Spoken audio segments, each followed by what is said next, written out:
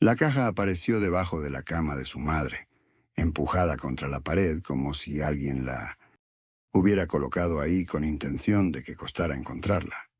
Era de cartón café, desgastada en las esquinas, con una franja de cinta adhesiva amarillenta que ya no pegaba bien. Cuando Rodrigo la sacó arrastrándola sobre el piso de madera, el olor lo detuvo un segundo. Papel viejo mezclado con lavanda, el perfume que su madre había usado durante décadas y que todavía vivía en cada rincón de esa habitación. La abrió sobre la cama, encima del cobertor azul que nadie había retirado desde que ella murió hacía 3 semanas. Adentro había cosas que reconoció de inmediato. Recibos de luz del año 90, estampas del Sagrado Corazón con los bordes doblados, una foto escolar de él mismo con uniforme gris y el pelo aplastado hacia un lado. Fue moviendo todo con cuidado, sin prisa, con la calma mecánica de quien ordena porque necesita hacer algo. Con las manos. Entonces lo vio. Un sobre blanco, tamaño oficio, con el membrete impreso de un laboratorio, clínico en la esquina superior izquierda. Estaba sellado. En el centro, escrito a mano con la letra redonda e inclinada de su madre, aparecía el nombre completo de su hermano, Andrés Mauricio Salcedo Vega. Rodrigo lo levantó despacio, como si el peso pudiera decirle algo. La fecha del membrete estaba en la parte superior, derecha. Marzo de 1993. Andrés nació en febrero de 1994. Rodrigo sostuvo el sobre frente a él durante varios segundos, sin abrirlo, sin moverse, con el sonido del ventilador del pasillo llenando el silencio. Lo colocó sobre la mesita de noche, al lado del vaso de agua que todavía estaba ahí desde la última noche de su madre, y salió de la habitación sin voltear. Tenía 31 años cuando firmó el contrato del departamento más pequeño que había visto en su vida. 8 metros cuadrados, una ventana que daba a un muro de ladrillos y una cama que ocupaba la mitad del espacio. Lo eligió porque la renta era baja y el dinero que ahorraba cada quincena podía convertirse en un sobre.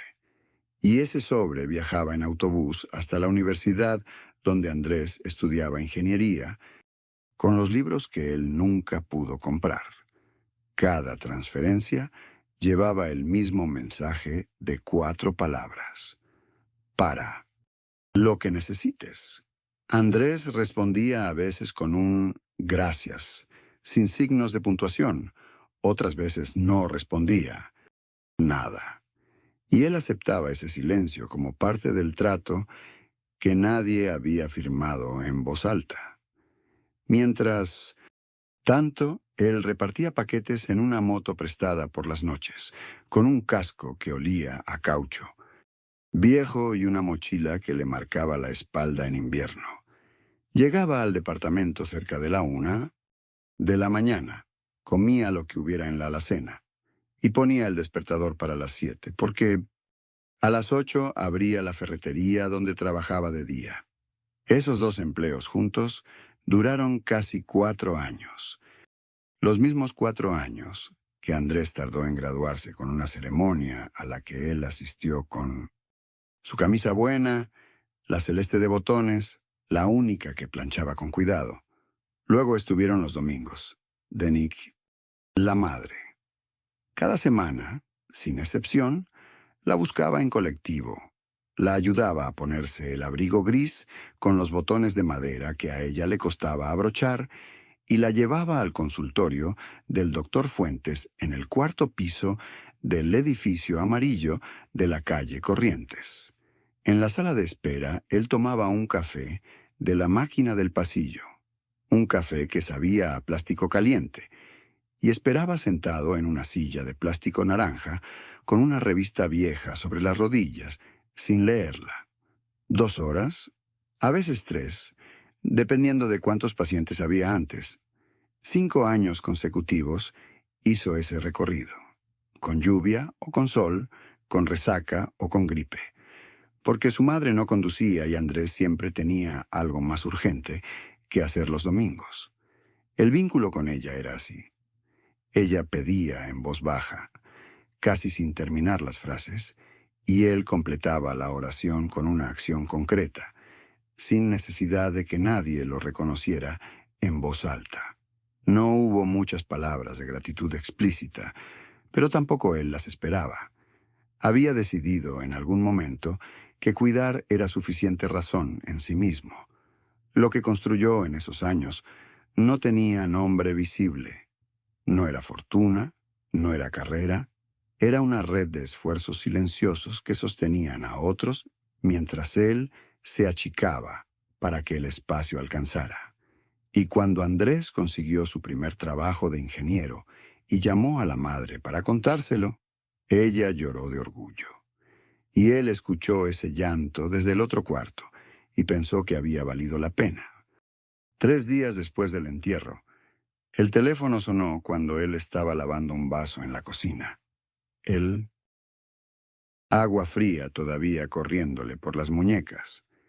Era la tía Graciela, hermana de su madre, a quien no veía desde una boda hacía quizás 8 años.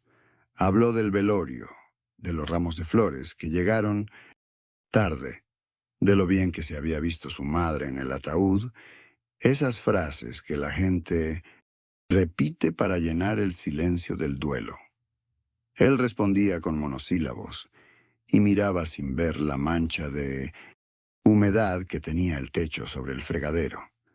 Entonces la tía hizo una pausa breve, casi imperceptible, y dijo que lo de Andrés siempre había sido complicado para su madre, que él nunca supo la mitad de lo que ella cargó.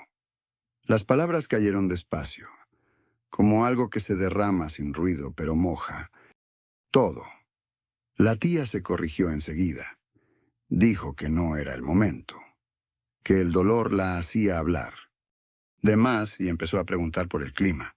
Él respondió algo sobre el frío, pero ya no estaba ahí. Colgó y se quedó parado frente al azulejo roto de la pared, ese que su padre había prometido cambiar y nunca cambió, con el teléfono todavía tibio apoyado contra la palma. El silencio de la cocina era distinto ahora, más denso, como si la frase de la tía hubiera desplazado el aire. Esa noche sacó el sobre de la mesita de noche y lo llevó a la mesa del comedor, bajo la luz amarilla del techo. Lo puso en el centro, lo estudió desde distintos ángulos y, sin entender bien por qué, tomó el celular y lo fotografió 2 veces antes de volver a sentarse.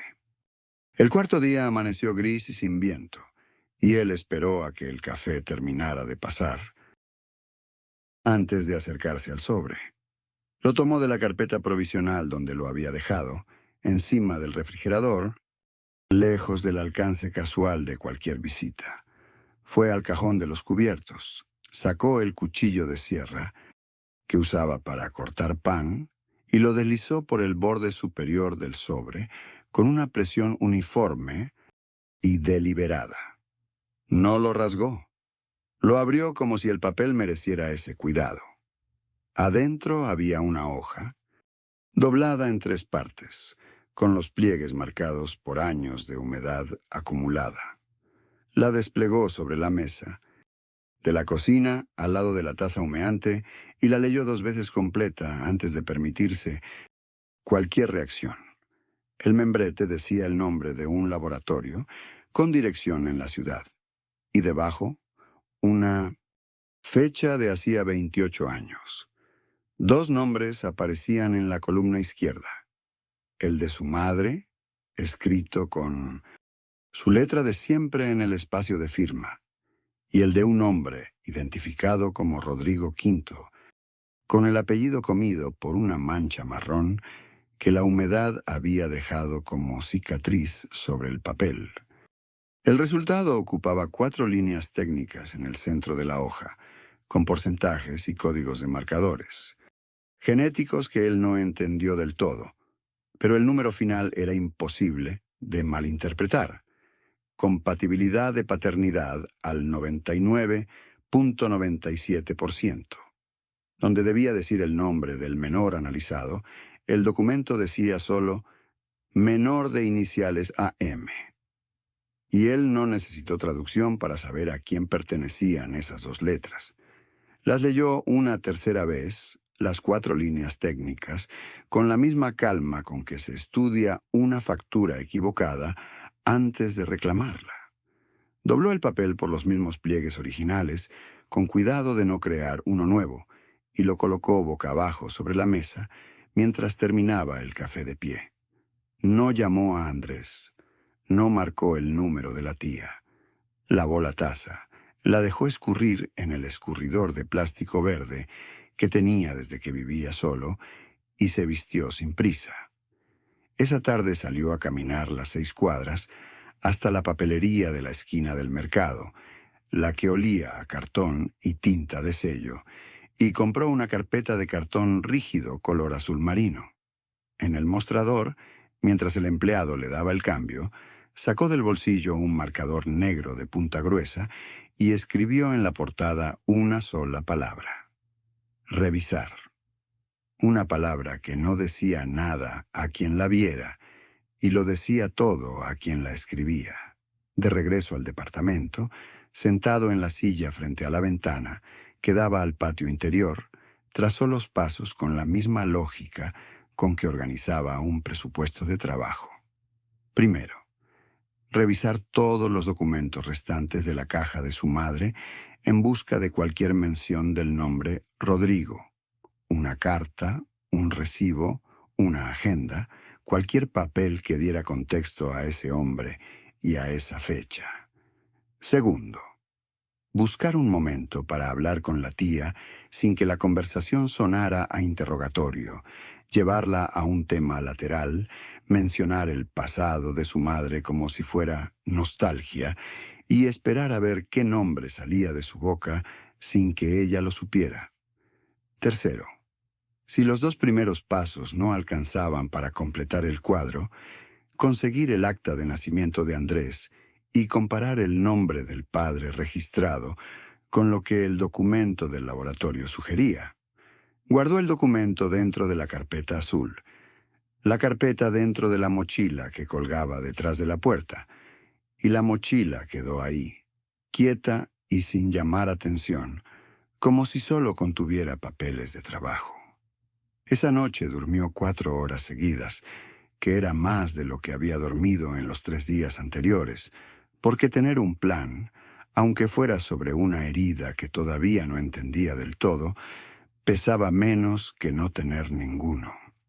Las cartas estaban dobladas en 3 partes, sin sobre, apiladas como si alguien las hubiera guardado con prisa, pero sin descuido. Las sacó una por una y las extendió sobre la cama, cuidando de no doblar los bordes que ya estaban frágiles por el tiempo. El papel tenía el color del café aguado y la tinta azul se había desteñido hasta volverse casi violeta en los bordes de cada letra. Eran 3. La primera no tenía más de 8 líneas. La segunda, algo más larga. La tercera era la más corta de todas y también la más clara. La firma en las 3 era la misma, solo una letra, R, trazada con una inclinación que parecía habitual, como quien firma así desde siempre. Leyó cada carta, una vez completa, antes de hacer cualquier otra cosa, porque necesitaba entenderlas en orden antes de convertirlas en prueba. En la tercera, cerca del final, encontró la frase que detuvo su respiración un momento. Lo que bien es tuyo y mío, aunque nunca pueda decirlo. Debajo, una fecha escrita con números pequeños. 8 meses antes del nacimiento de Andrés. Tomó el celular, abrió la cámara y fotografió cada carta por separado, encuadrando bien el papel para que la fecha y la firma quedaran legibles en la imagen.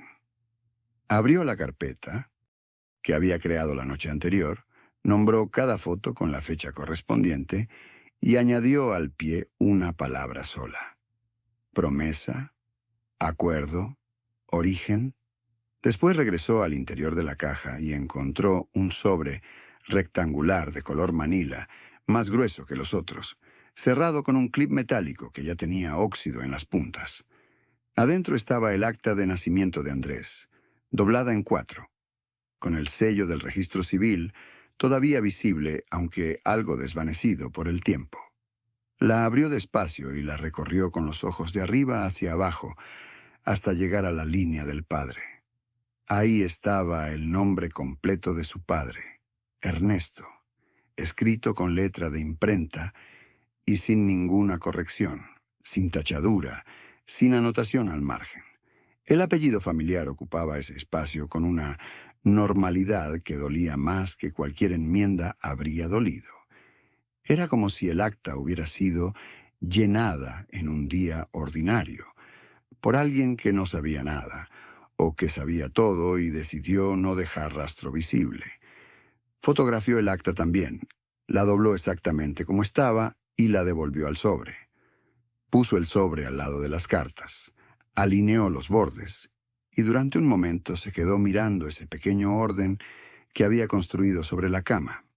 Después se levantó, caminó hacia el balcón, abrió la puerta de vidrio y salió al aire de la noche. El apellido de su padre, escrito en ese papel con tanta calma, era la primera cosa que no había podido convertir en dato sin sentirla primero.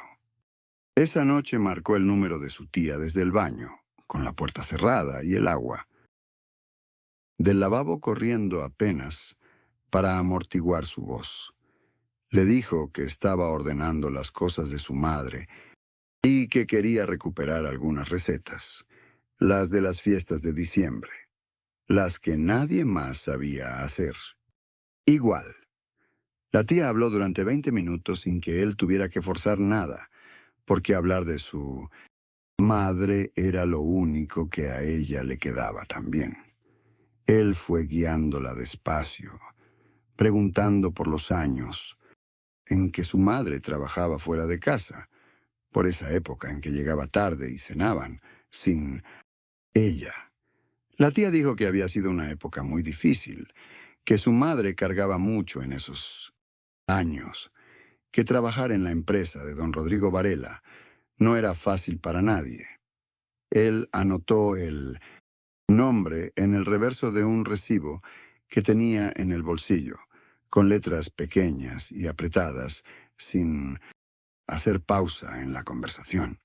Cuando colgó, apagó el agua del lavabo y se quedó mirando el papel, bajo la luz del baño, durante un momento que no supo medir.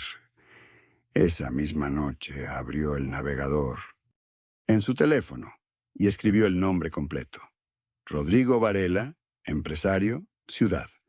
Los resultados tardaron menos de 2 segundos en aparecer. Encontró un directorio empresarial digitalizado, de esos que alguna municipalidad había escaneado sin criterio y subido a un sitio que nadie visitaba. En la página 43 había una foto en blanco y negro. Su padre y otro hombre de pie frente a una puerta con letras doradas, sonriendo hacia la cámara con la soltura de quienes comparten algo construido juntos. El pie de foto decía Socios Fundadores, 1991. Él hizo una captura, la envió a su correo, esperó a que llegara y la imprimió en la impresora pequeña que tenía sobre el escritorio, la misma donde imprimía facturas de trabajo. Recortó la foto con tijera, despacio, siguiendo el borde con más cuidado del necesario, como si la precisión fuera lo único que podía controlar en ese momento. La puso dentro de la carpeta, encima de las cartas y debajo del resultado de la prueba, en el orden en que las cosas habían ocurrido. Después se sentó a la mesa del comedor, bajo la única luz que había dejado encendida, y tomó una hoja en blanco. Escribió 2 oraciones. Papá lo conocía. Papá trabajó con él.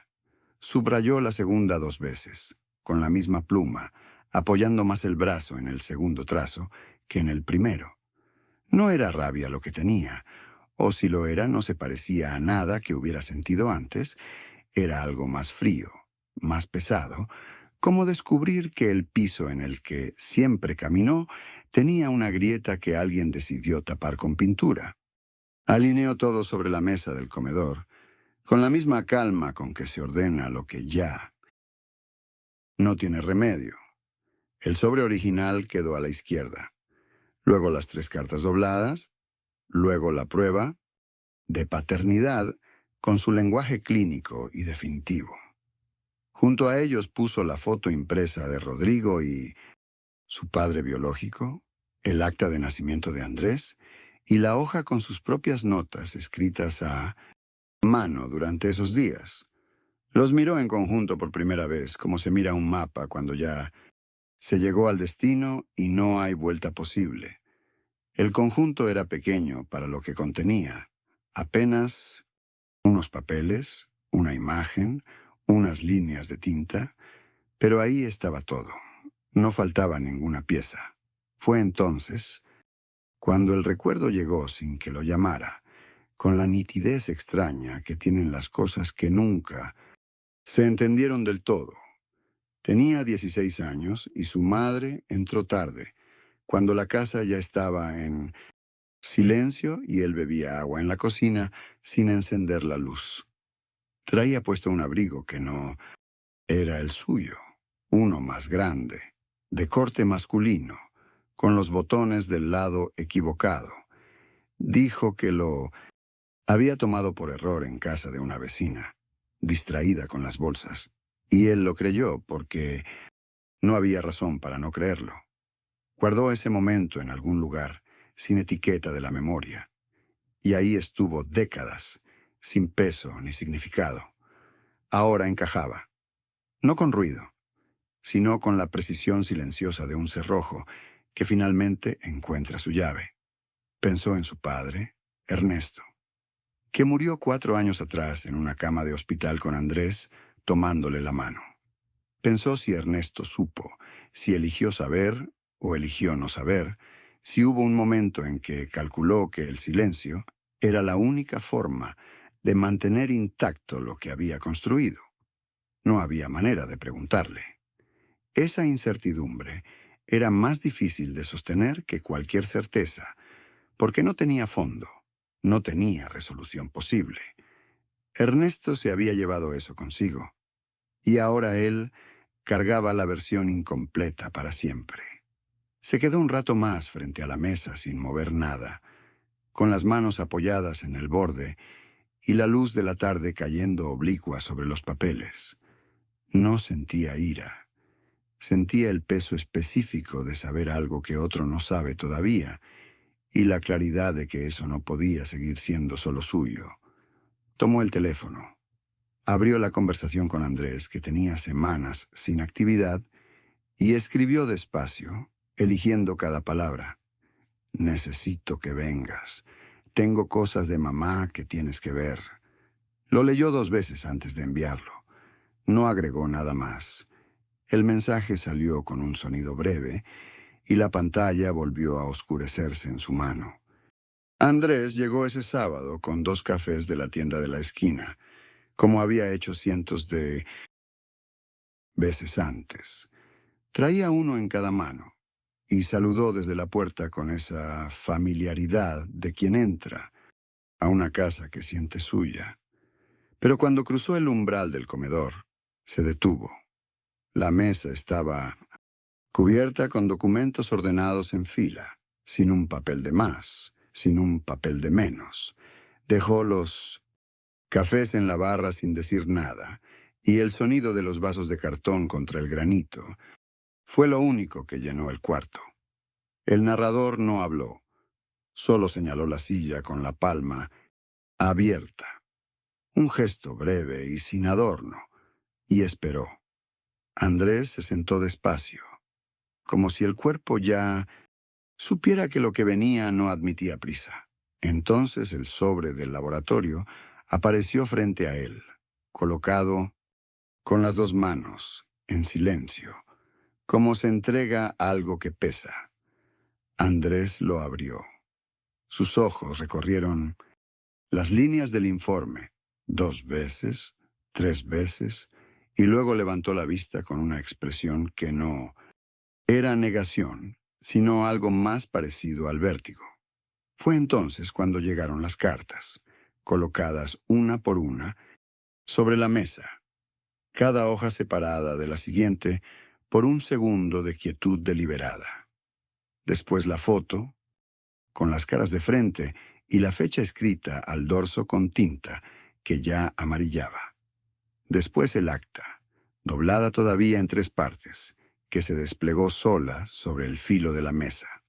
Andrés dijo que no sabía, y su voz sonó entera la primera vez. La segunda vez sonó más pequeña. La tercera fue apenas un murmullo que se quedó pegado al aire, sin llegar a ningún lado. El narrador lo miró durante ese silencio y le dijo que le creía, con la misma calma con que había ordenado cada documento, sin rabia y sin piedad. Le dijo que ahora los dos sabían, y que eso, a diferencia de tantas otras cosas, ya no podía ser guardado en ninguna caja. Andrés salió sin terminar el café, y el sonido de la puerta al cerrarse fue más suave de lo que él esperaba. No hubo portazo. No hubo pasos apresurados por las escaleras. Solo el clic del pestillo y luego el silencio completo de un apartamento que seguía igual por fuera. Él se quedó sentado un momento, mirando el vaso desechable de Andrés sobre la barra, con el café todavía humeando a medias. Se levantó, tomó los 2 vasos, los aplastó levemente con la mano antes de tirarlos al bote, como si necesitara sentir algo concreto entre los dedos. Luego hizo lo que no había planeado. Se sentó en la silla donde Andrés había estado, no en la propia, y miró la mesa desde ese ángulo. Desde ahí el apartamento se veía diferente, un poco más pequeño, como si la perspectiva de su hermano hubiera reducido el espacio sin que él se diera cuenta. Recogió los documentos uno por uno, los alineó con cuidado sobre la carpeta azul, los dobló dentro sin arrugarlos, y cerró la carpeta con la solapa. Metió la carpeta dentro de la caja café original, la misma que había encontrado en el closet de su madre semanas atrás, y la cerró sin cinta. La caja quedó encima del closet, en el mismo lugar, donde había vivido durante años sin que nadie la abriera, como si volviera a su órbita natural. Esa tarde lavó los platos que ya estaban limpios, pasó el trapo por la barra 2 veces, acomodó 3 libros que ya estaban en su lugar. Movió el cuadro de la sala 3 centímetros hacia la izquierda, lo estudió un momento desde el centro del cuarto y lo regresó exactamente al mismo sitio. A las 9 de la noche el teléfono vibró una sola vez sobre la mesa y la pantalla mostró el nombre de Andrés con 2 palabras. Necesito tiempo. Él escribió. Está bien, lo envió sin releer, puso el teléfono boca abajo sobre la madera y no lo volvió a tocar hasta el día siguiente. Esa tarde dobló la prueba de ADN en 4 partes exactas y la guardó en el cajón de su escritorio, debajo de los recibos del año anterior. No la tiró, no la enmarcó. La archivó como se archiva un hecho que ya dejó de ser una pregunta. Luego abrió el teléfono y canceló la cena del domingo en casa de su madre con un mensaje corto, sin explicaciones, que no había terminado de ordenar todavía. Fue a la cocina. Lavó los 2 vasos que Andrés había dejado esa mañana. Los secó uno por uno y los puso en el estante de arriba, lejos del alcance inmediato. Era un gesto pequeño, pero era suyo. Sacó la libreta azul que usaba para gastos del hogar y en una página en blanco, escribió 3 nombres: el notario que había cerrado la herencia de su padre, el médico que firmó el certificado de defunción y el nombre del hombre que aparecía en los registros que había encontrado la semana anterior. No era una lista de venganza, era una lista de pasos. Al día siguiente, llamó al notario antes de las 9 de la mañana y pidió una cita para revisar el testamento, con ojos nuevos, sin decir por qué. Mientras esperaba la respuesta, barrió el piso del pasillo con movimientos lentos y deliberados, como si necesitara que sus manos tuvieran una tarea mientras su cabeza trabajaba. Guardó en una bolsa de papel la fotografía familiar que colgaba junto a la entrada. No la rompió, solo dejó de verla cada vez que salía. Esa noche cocinó arroz con lo que había en la despensa. Comió sentado frente a la ventana y cuando terminó, lavó el plato de inmediato, sin dejarlo en el fregadero, porque empezar a ordenar las cosas pequeñas era lo único que tenía completamente bajo su control. 3 semanas después de esa conversación, Diego volvió a su rutina, como quien regresa a una casa que ya no tiene los mismos muebles. Seguía despertando a las 6, haciendo café, revisando el correo antes de abrir las persianas. Pero algo en el orden de esos gestos había cambiado de peso. Un martes por la mañana encontró en el cajón de la cocina una foto vieja que él mismo había olvidado. Los 4 juntos en Navidad. Su padre con la mano en el hombro de Andrés, sonriendo hacia la cámara, con esa expresión que Diego siempre había leído como orgullo.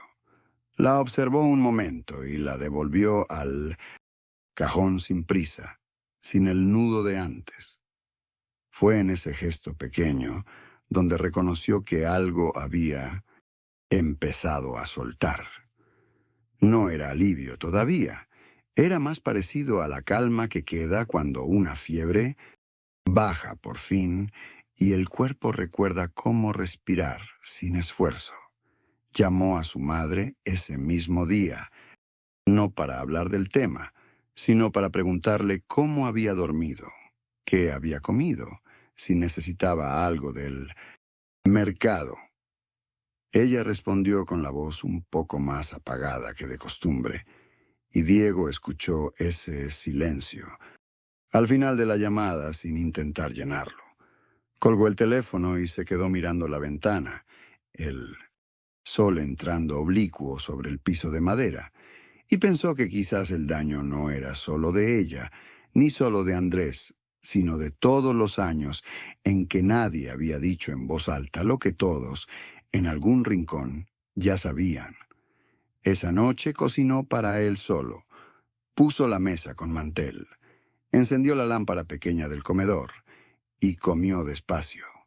Fue una victoria mínima, casi invisible, pero era suya. 3 semanas después de esa mañana, con los documentos sobre la mesa, Andrés llamó para decir que iría a visitar a su madre. No pidió permiso ni explicación. Simplemente dijo que necesitaba verla y colgó antes de que nadie respondiera nada. Sofía lo vio salir por la puerta con una bolsa pequeña y entendió que algo en él había comenzado a moverse hacia adelante. Esa tarde, ella abrió el cajón donde había guardado el sobre original y lo sostuvo un momento sin abrirlo, solo sintiendo el peso. Luego lo llevó a la caja de cartón donde su padre guardaba papeles viejos, facturas pagadas, garantías de electrodomésticos que ya no existían. Lo colocó entre esas cosas sin ceremonia, como quien archiva algo que ya cumplió su función y no necesita estar a la vista. El gesto no resolvía nada, pero era distinto a esconderlo. Era reconocer que el secreto ya no gobernaba el cuarto ni las conversaciones. Esa noche cocinó arroz con pollo, el mismo que hacía su madre los domingos cuando los 4 eran pequeños y la casa olía a caldo. Puso la mesa para 2 porque Andrés no había regresado todavía, y el plato vacío frente a... Ella no le produjo tristeza, sino paciencia. Comió despacio, escuchando el sonido de la calle a través de la ventana entreabierta, el motor de un camión, voces de niños afuera. Cuando Andrés volvió esa noche, traía tierra en los zapatos y los ojos levemente enrojecidos, señales de que había llorado o había acabado algo. Ella no preguntó. Calentó su plato en silencio y lo dejó sobre la mesa con una servilleta doblada al lado, como siempre lo había hecho.